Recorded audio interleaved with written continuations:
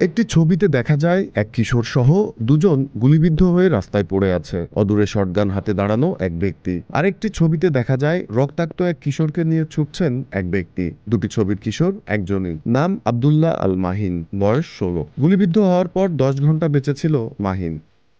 6 বছরের শিশু রিয়াগোপের লাল ফ্রক পরা, মাথায় লাল ব্যান্ড পরা যে ছবি পত্রিকায় প্রকাশিত হয়েছিল, সেটি ছিল ওর ষষ্ঠ জন্মদিনের 2023 সালের 24 ডিসেম্বর। বরাবরের মতো সেবার তার জন্মদিনের অনুষ্ঠান হয়েছিল বাসায়।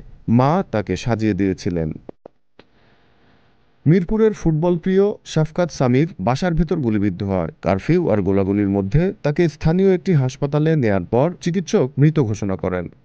যে তিনজনের কথা এখানে উল্লেখ করা হলো, তারা ছিল মা বাবার একমাত্র সন্তান। জুলাই অভ্যুত্থানে গুলিতে শহীদ হয়েছে তারা। সন্তানকে হারিয়ে এই মা বাবাদের দৈনন্দিন জীবন আর আগের মতো নেই। সবকিছু এখন এলোমেলো। প্রিয় সন্তানের জন্য তাদের কোনো উপহার কেনা হয় না, প্রিয় খাবার রান্না করা হয় না, সন্তানকে নিয়ে বেড়াতে যাওয়া হয় না।